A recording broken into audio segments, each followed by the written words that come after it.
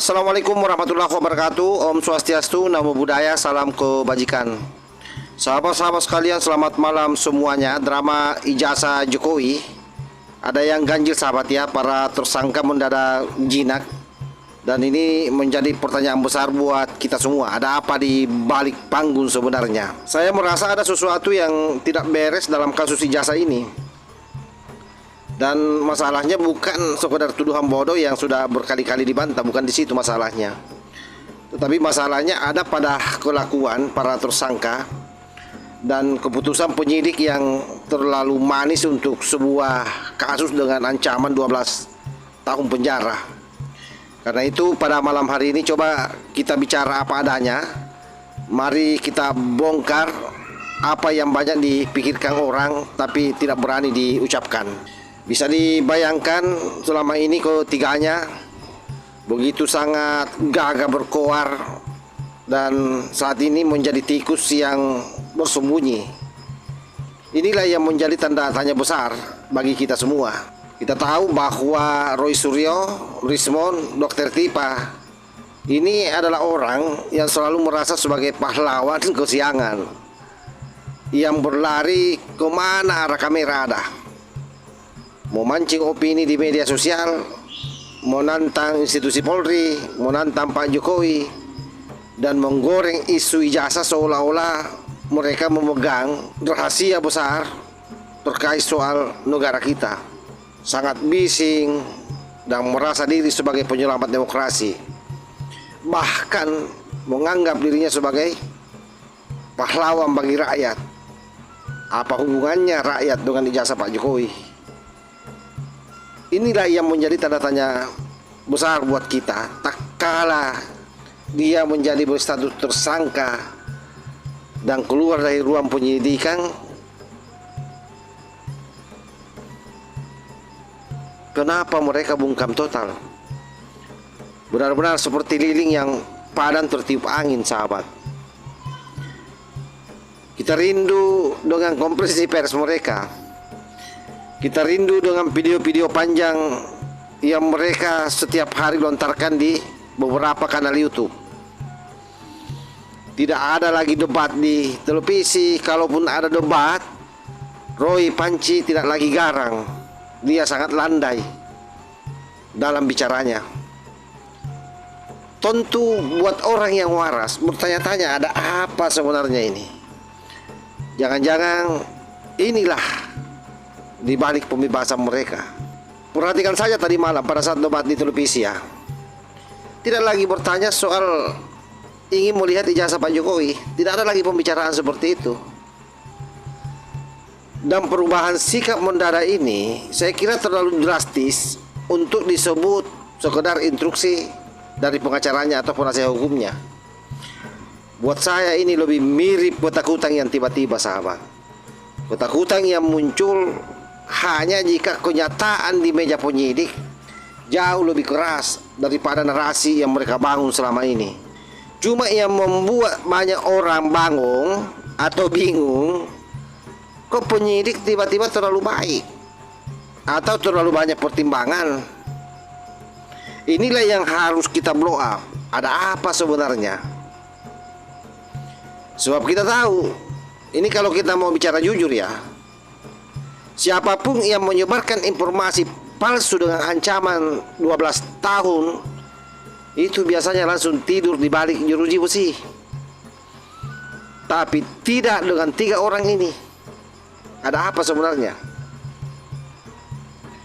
Padahal selama ini di permak media secara berbulan-bulan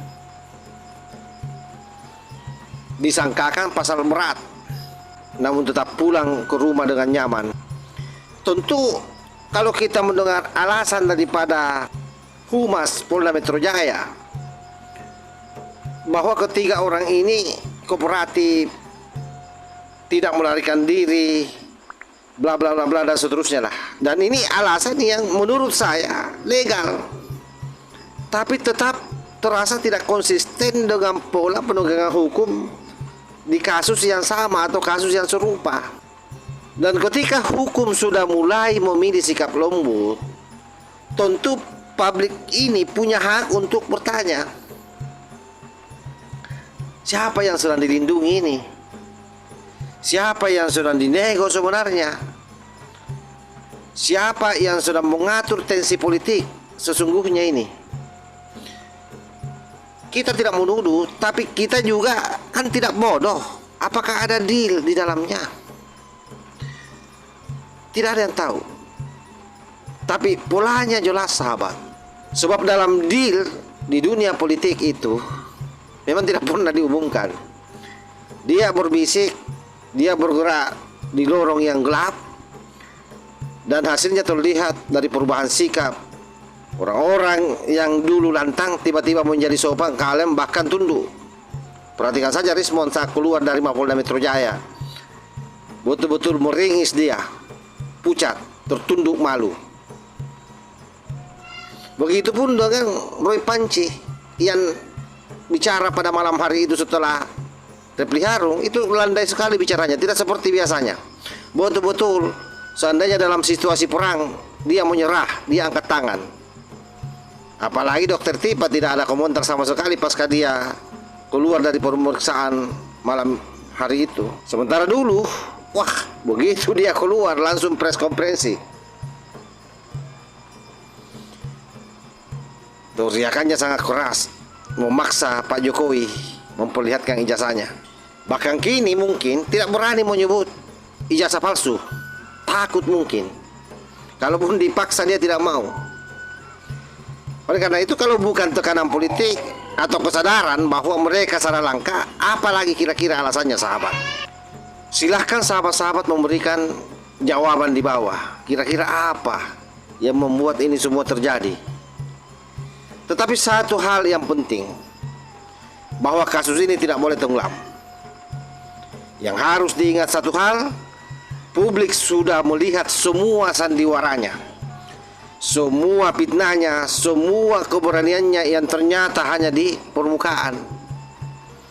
Oleh karena itu, negara saya kira berkewajiban menuntaskan kasus ini. Tidak boleh berhenti, tidak boleh didingin-dinginkan. Jangan sampai mereka diberhentikan status tersangkanya. Aduh, itu lebih parah lagi.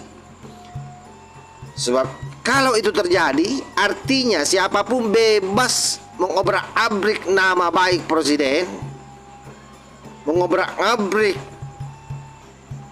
lembaga kepolisian, melontarkan tuduhan sesuka hati, dan kemudian lolos hanya karena faktor politik.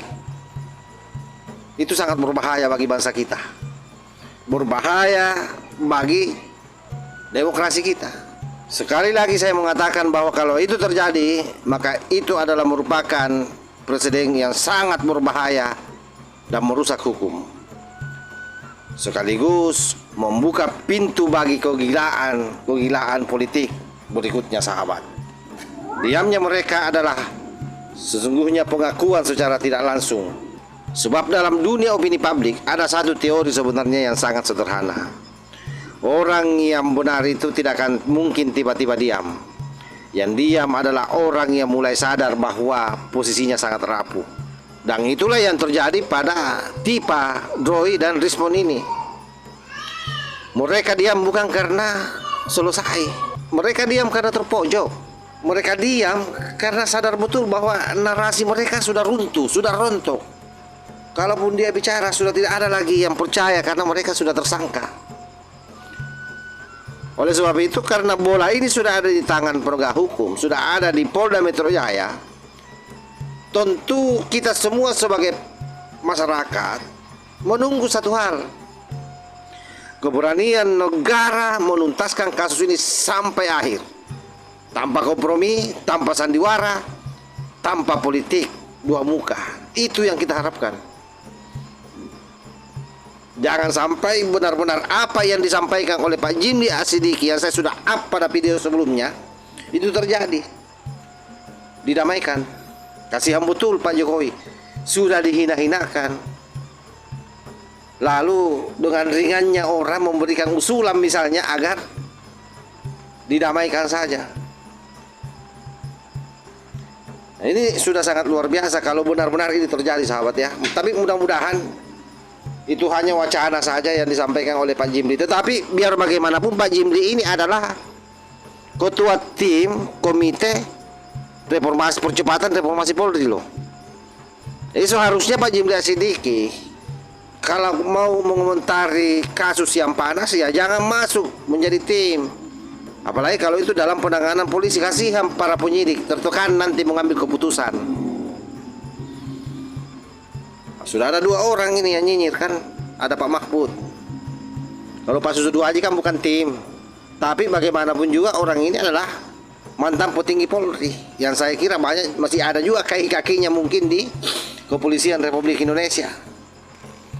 Tetapi sekali lagi bahwa yang namanya pendapat hukum itu adanya nanti di pengadilan sebagai saksi ahli, tidak dalam proses penyidikan yang dilakukan oleh polisi, karena polisi ini adalah tugasnya cuma satu, menjalankan aturan yang ada. Makanya saya juga kaget ketika tiba-tiba ada istilah mendatangkan saksi ahli, mendatangkan saksi yang meringankan, padahal masih dalam proses penyidikan, mestinya nanti di pengadilan.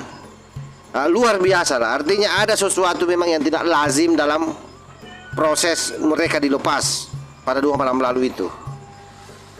Nah ini terus kita akan pantau. Saya kira demikian sahabat ya. Wassalamualaikum warahmatullahi wabarakatuh.